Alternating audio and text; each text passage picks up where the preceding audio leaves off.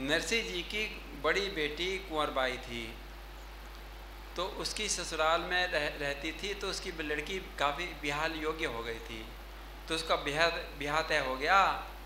तो अब भात भरने की बारी आई, तो कुंवरबाई की सास बड़ी बिगड़ैल थी, बड़ी तीर्ख स्वभाव की थी, रात दिन ताने मारा करा करती।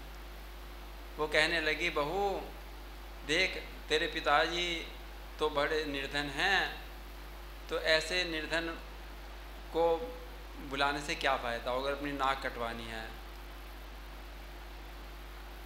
इससे तो अच्छा उन्हें बुलाया ना जा रहे। तो कुंवरबाई ने जब सास की बात सुनी तो वो रोने लगी कि मेरे पिताजी को भात लेने के निर्धन होने के कारण से उनको बुलाने को मना कर रही सास। तभी ससुर को दया आ गई और कहने लगी कि नहीं बहू, तेरे पिताजी को हम अवश्य बुलावेंगे, मैं निर्धन पड़े हैं, मैं तो परम भक्त हैं। तो जो भात की चिट्ठी थी वो कुंवरबाई के ससुर ने नरसिंह जी के पास भेज दी।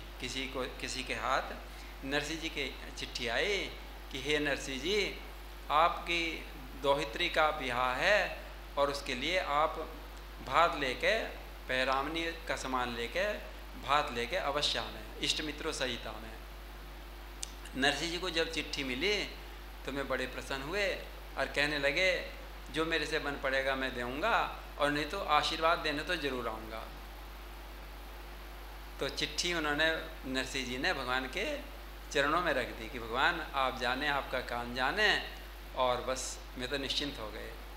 विवाह का समय आ गया, तो भात देने का समय आ गया, तो नरसिंह जी ने अपने रिश्तेदारों से कहा कि भाइयों चलो भात देने के लिए चलो हमारे साथ। तो सारे रिश्तेदार सोचने लगे किस निर्धन ब्राह्मण के साथ कौन जावेगा, अपनी नाक किसको कटवानी है, अपनी हंसी उड़ावेंगे, तो कोई जाने को तैयार नहीं हुआ। तब नरसिंह जी ने सोचा कि भाई रिश्तेदारों ने तो मना कर दिया, अब मैं अपने संतों की टोली जो कीर्तन करने के वाले, जो नरसिंह जी के पास 16 सूरदास संत रहे थे, जो अंधे संत थे, मैं रोज़ कीर्तन करा करते थे, तो उन्हें लेके मैं चलूँगा और भात दे के आऊँगा। तो अब नरसिंह जी ने एक कहीं से टूटी गाड़ी का इंतजाम नहीं हुआ, तो किसी के यहाँ पुरानी गाड़ी रखी थी टूटी फुट्टी, वो ही ले ली नरसिंह जी ने। और फिर बैल के इंतजाम के लिए किसी से एक के यहाँ रिटायर्ड बैल खड़े थे, बूढ़े थे, बिल्कुल चलना फिरना भी भारी हो गया था, उन्हें ले लिए।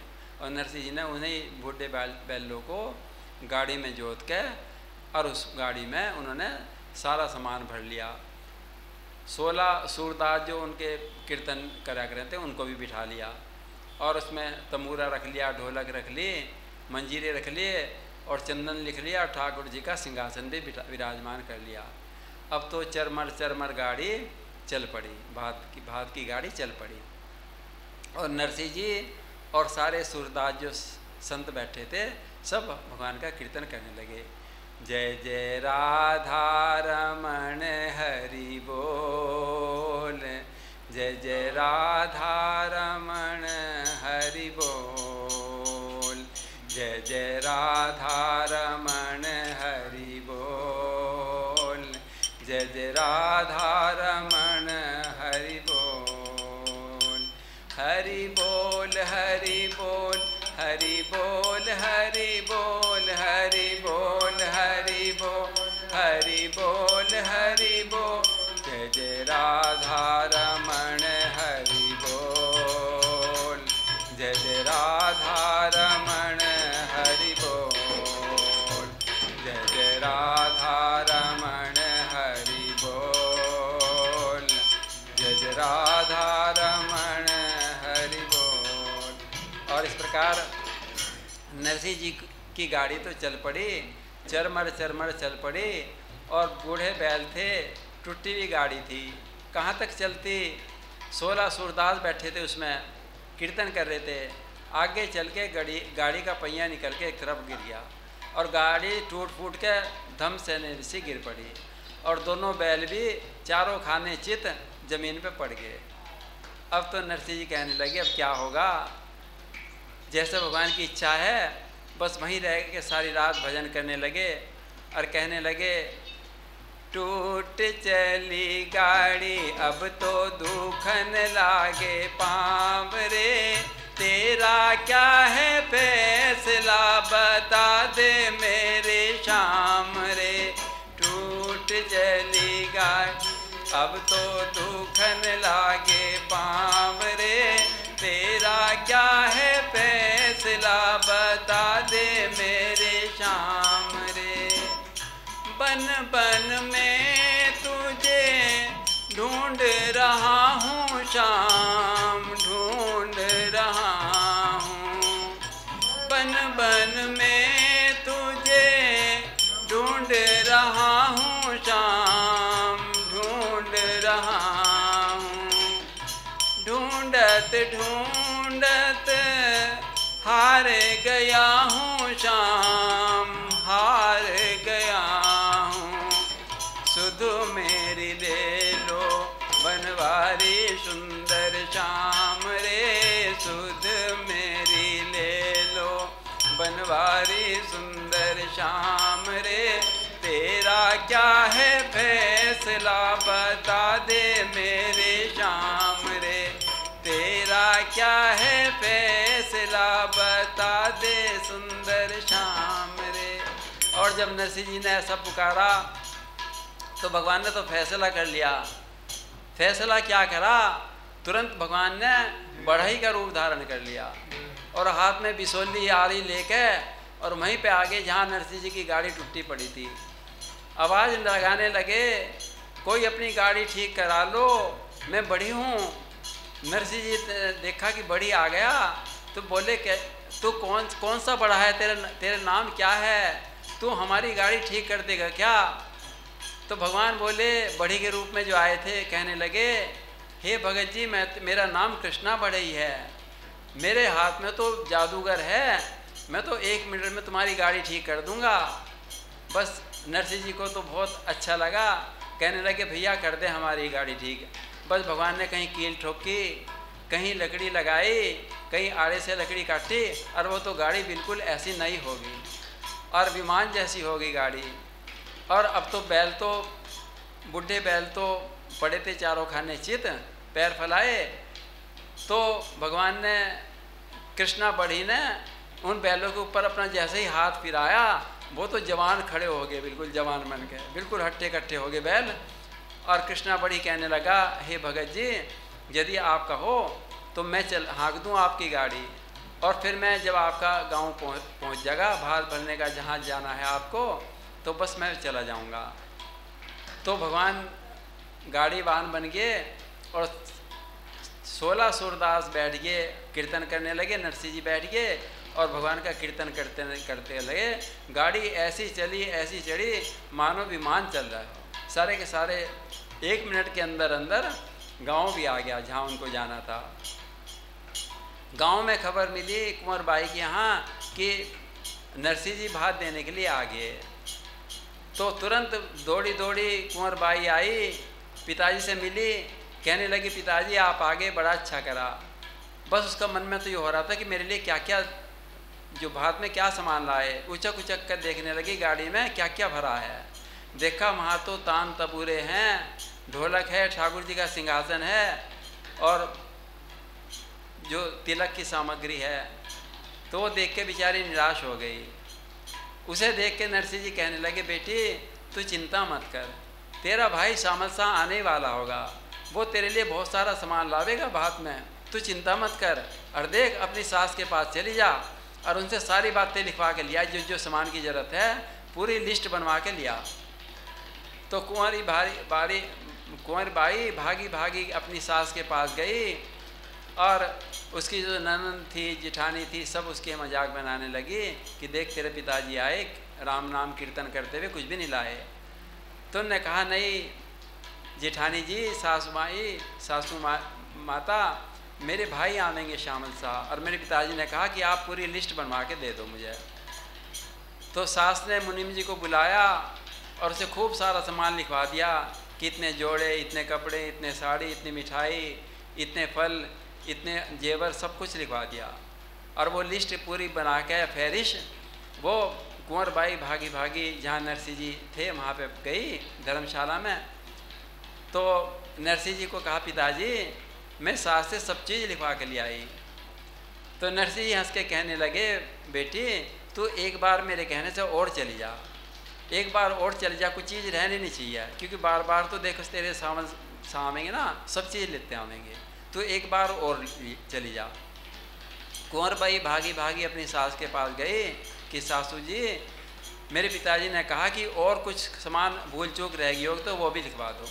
वह फिर तो सास तो जल्दी मराड़ थी, उनने मुनीम जी को बुलाया और दुनिया भर का सामान और लिखवा दिया कि मेरे गांव में 10-10 मंदिर हैं, उसमें 10 हज़ार रुपये सब मंदिरों की भेंट, सारे चढ़ावे का सामान, सारे गांव की मिलावनी, इतने जोड़े 1.25 लाख रुपए, और सब कुछ घोड़ों की, हाथियों की, बैलों की, सबकी झूल, सोने की जंजीर, सब कुछ लिखवा दी।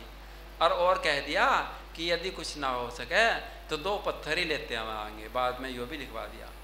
अब तो वो लिस्ट लेके कुंवर बाई अपने पिताजी के पास गई और नरसिंह जी ने उस लिस्ट को देखा और भगवान के चरणों में समर्पित कर दिया कि भगवान आप जाने, आपका काम जाने।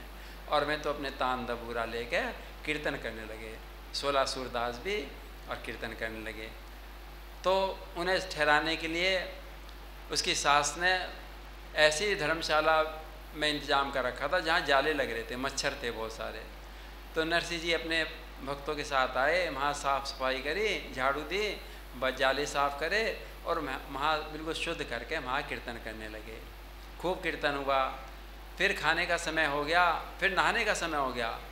तो नहाने के लिए उन्होंने सास ससुर उसके जो थे कुंवर बाई के बहुत क्रोधी थे, उन्होंने उनको जलता हुआ गरम गरम पानी खोलता हुआ वो भेजा नहाने के लिए। और नरसिंह ने हाथ डाल के देखा तो पड़ा तपड़ा था।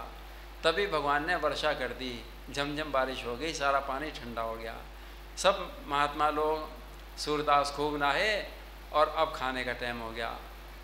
तो खाने के टाइम में उन्हें जुनार के लिए जैसे ही बुलाया तो बासी खिचड़ी सबको परोस दी, सबके पत्तलों में बासी खिचड़ी दे दी।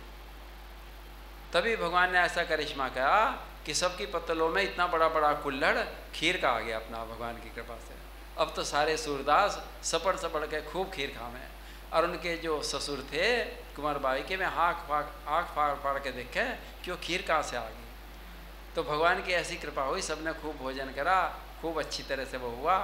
तो फिर कुंवर बाई पिताजी से कहने लगी, पिताजी देखो हमारे सामल साहब भैया तो अभी तक नहीं आए। तो नरसिंह जी ने टेर लगाई कि भगवान प्रभु आ जाओ एक बार, हरि आ जाओ एक बार, हरि आ जाओ एक बार, हरि आ जाओ एक बार, हरि आ जाओ, हरि आ जाओ, हरि आ जाओ, हरि आ जाओ, हरि आ जाओ एक बार, हरि आ जाओ एक बार। और नरसिंह जी की पुकार कोई वैसे थोड़ी जाने वाली थी। भगवान द्वारका में रुक्मणी जी के पास बैठे थे, उठ के खड़े हो गए, कहने लगे मेरा भक्त पुकारा, हे रुक्मणी मेरे से रहा नहीं जा रहा, मैं तो जा रहा, भात देने के लिए मैं तो जा रहा। तो रुक्मणी जी हंस के कहने लगी, प्रभु आप अकेले मत जाओ, वहाँ केवल आदमियों का काम थोड़ी, औरतों का भी तो काम हुआ है। तो भगवान श्याम सुंदर और रुक्मणी जी स्वर्ण जटित खूब सुंदर रथ पर सवार हो गए और सारी भी रानियाँ वहाँ पे सवार होगी भगवान की। और खूब सारे रथ में, किसी में कपड़े के थान हैं, किसी में सब्जी बहुत सारा मिठाई है, किसी में हीरे जवाहरात हैं, किसी में गहने हैं, किसी में कपड़े हैं, किसी में फल हैं। खूब सारे रथों की कतार वहाँ पे चल पड़ी। और जब गांव में पहुँची तो सब गांव में हल्ला मच गया कि सामर साहब भात देने के लिए आ गए। सारे के सारे देखने के लिए आए। भगवान उतर के नरसिंह जी के पास आए कि नरसिंह मैं आ गया। नरसिंह जी ने तो मुंह फेर लिया कि भगवान आपने तो बहुत देर लगा दी, हम तो आपसे बोलने के नहीं।